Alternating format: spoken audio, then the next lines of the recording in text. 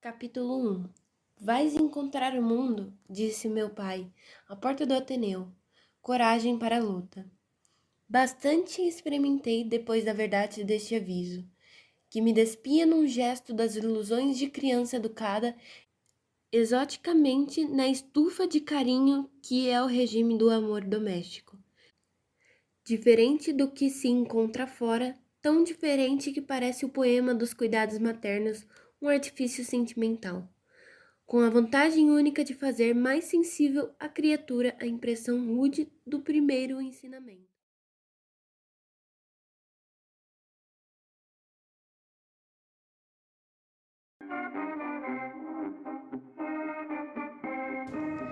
Sérgio, protagonista e narrador da história. Senhor Aristarco, pedagogo e rígido diretor do colégio. Dona Ema, esposa do diretor. Rebelo, aluno muito aplicado do colégio. Sanches, colega de Sérgio, estudante do colégio. Franco, colega travesso de Sérgio. Barreto, colega beato de Sérgio. Arberto, amigo verdadeiro de Sérgio. Américo, novo aluno e possível responsável pelo incêndio. Ângela, bela funcionária espanhola do colégio. Bento Alves, bibliotecário e amigo de Sérgio.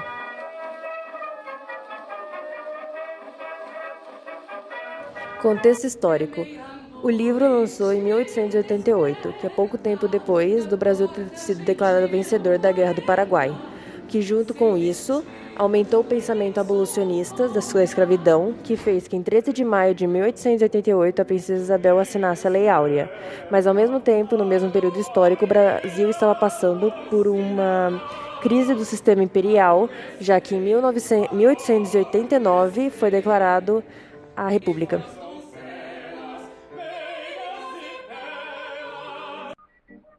Raul Pompeia é um escritor brasileiro pertencente ao movimento realista e naturalista. Foi jornalista, cronista, contista, romancista e orador. Sua obra mais relevante e uma das mais importantes do realismo é O Ateneu, publicada em 1888. Nasceu em Angra dos Reis em 12 de abril de 1863 e, vítima de depressão, cometeu suicídio no Rio de Janeiro em 25 de dezembro de 1895.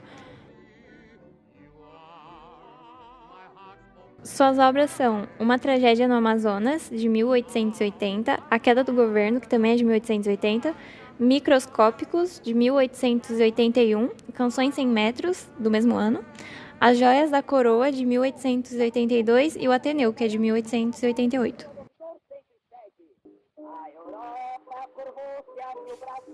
Sérgio é o protagonista da história. A obra é narrada na trajetória dele, cerca de 2 anos desde quando foi matriculado no colégio interno chamado Ateneu, nome que é dado ao título do livro. Isso tudo quando ele tinha 11 anos. A história se passa no século XIX no Brasil. Tem como espaço o Rio de Janeiro, mais precisamente o bairro do Rio Comprido. O romance tem início com a visita de Sérgio ao colégio. Nas palavras de seu pai, uma frase que marca muito o livro, toda a sua trajetória durante o livro, é, abre aspas, vais encontrar o mundo, disse-me meu pai, à porta do Ateneu. Coragem para a luta, fecha aspas. Sérgio e seu pai fazem uma visita à casa do diretor Aristarco, uma figura muito importante durante o livro inteiro.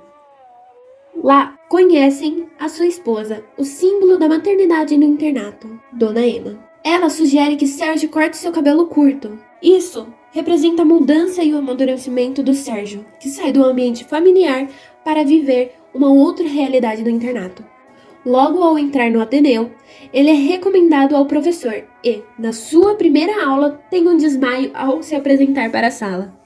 Após o desmaio, ele começa a ser perseguido por um dos seus colegas.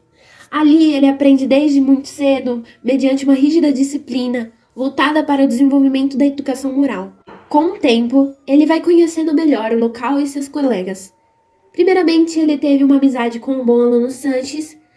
No entanto, uma briga fez com que eles se separassem. A partir do momento, Sérgio, que estudava com Sanches, passa a tirar notas baixas. Logo mais, Sérgio conhece Franco, outro aluno do colégio, um desordeiro até. Os dois foram chamados pelo diretor de meninos travessos E enquanto Franco estava jogando lascas de vidro na piscina, Sérgio se afasta dele, mas acaba levando a culpa também. Mais tarde, começa a se aproximar do estudante Barreto. Esse possuía uma grande fé em Deus, o que acaba influenciando Sérgio, que se afasta de todos e se entrega à religião. Porém, isso não dura por muito tempo. Mais tarde, ele se aproxima de Egbert, um bom aluno do colégio e seu verdadeiro amigo. A amizade deles estava alicerçada na sinceridade e na compreensão mútua. Quase no fim do romance, Sérgio revela seu amor platônico por Dona Emma, a esposa do diretor do colégio. A história, por fim, termina em um incêndio e na fuga da Emma, a esposa do diretor. Assim, por tudo isso, por todos esses eventos, põe-se fim da história do Ateneu.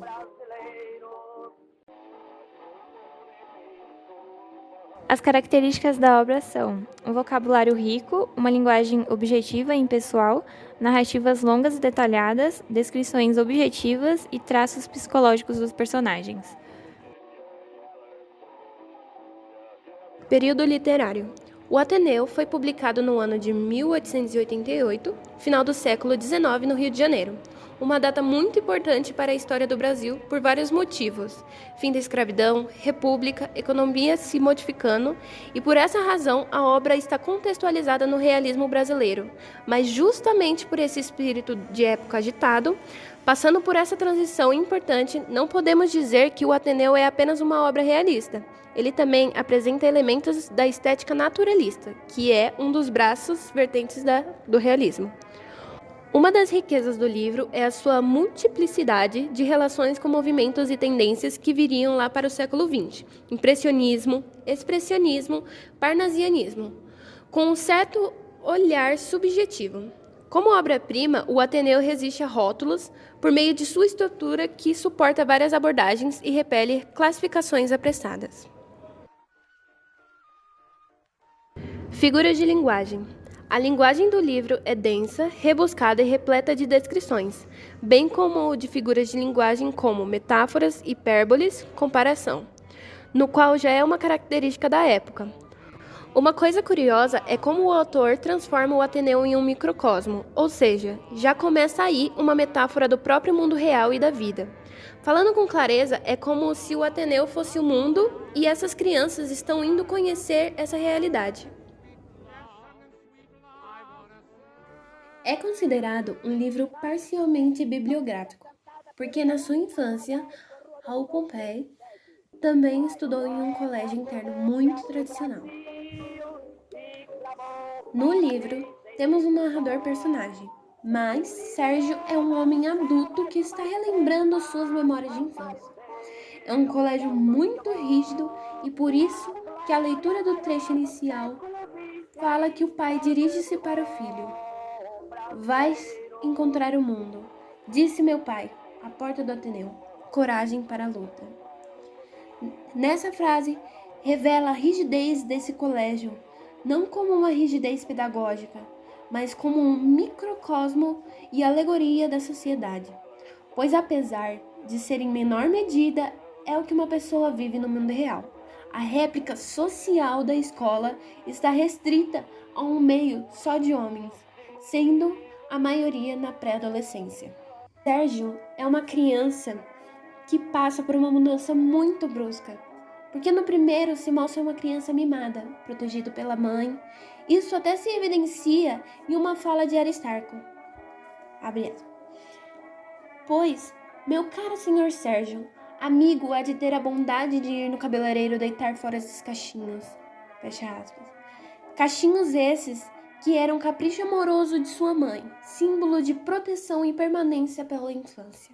Sanches foi se aproximando, encostava-se, depois, muito a mim.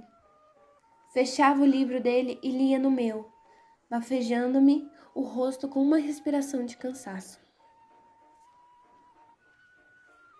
As relações do personagem principal com seus colegas são marcantes no livro, sem nunca ser explícito. Há sempre uma espécie de afetividade homossexual nessas relações. Enquanto o que rege a relação entre os alunos e o diretor é o dinheiro. O diretor, Aristarco, como símbolo de poder, media a relação de dinheiro e de interesse dentro do Ateneu. O tratamento dos alunos depende da mensalidade paga e do prestígio que suas famílias têm na sociedade. Enquanto os filhos de figurões são bem tratados, mesmo sendo maus alunos, os devedores de mensalidade são sujeitos a inúmeras humilhações. Além disso, também a relação entre os próprios estudantes é o líbido e as relações de forças internas que são responsáveis pelos relacionamentos.